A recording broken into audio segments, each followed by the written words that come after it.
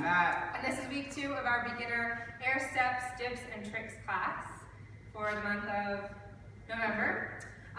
Tonight we refreshed our memory on jumping and basing. So remember, we want to jump using the floor and using that lift in our whole body, as opposed to just using our body to jump up and down. We want to make sure we have a really soft landing, bending our knees, and having flexible ankles as we move through that. Same thing with basing. We want to have a really strong stance for the leaders when they're basing. We want to make sure the knees are directly over the toes and not in or too far out, right on top, and having that chest slightly forward in an athletic posture, remember, football player style, and not sinking back with the hips forward.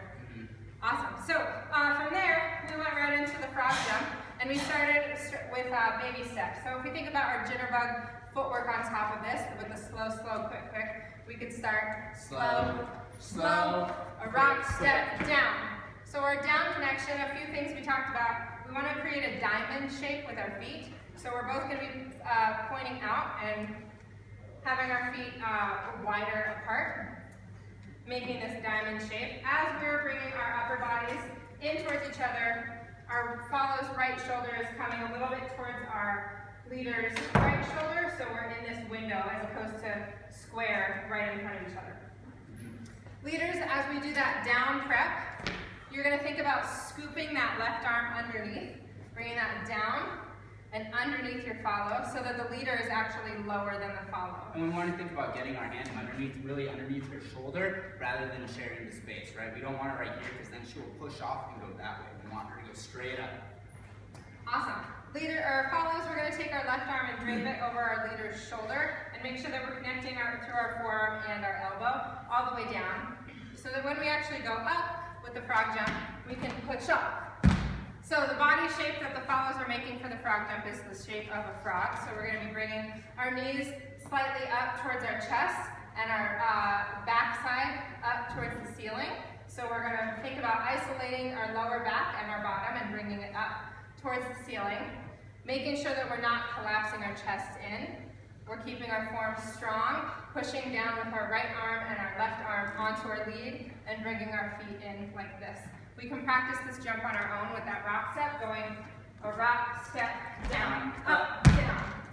Making sure to absorb your landing on the way down, so that when we put it together, a small frog jump looks like this.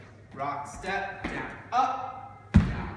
So we are held in the air for just a moment, and then the leaders help absorb our landing on the way down. We talked about the leaders resisting the fall, so when she's up, trying to keep her in the air just for a little bit longer, so that the force of gravity doesn't take her down and smash her ankles. And our stepping stones to build our height and momentum on this follows if we jump harder and push harder and absorb that at the end and allow our right arm to give at the very top, we can absorb more height and then fall on the way down by pressing into our leader. So adding that height looks like this. Rock, step, down. So that for a moment, briefly in the air, it's almost like we're disconnected away from our lead because we're pushing off so hard, but we don't actually disconnect or lean away with our upper body. We stay here, we just push up as much as we can, and then come back down. The last move we went over tonight is the toss out, which is a similar move to a frog jump. We stay with the shape of the frog jump, we just move through it on the dance floor a little bit. So it looks like this. Slow, slow, rock, step, down. So the same concepts apply that we're going prepping down together, that up together, and the toss out. So now follow, leaders, you want to think about bringing her down, up, over, and down, using your whole body in that medicine ball. We're throwing with our whole body. Instead of just the arms. And follows the shape we want to make with our body is a big arch or arc from here up and over to here, as opposed to from here up and then a diagonal down. That will make a really hard landing.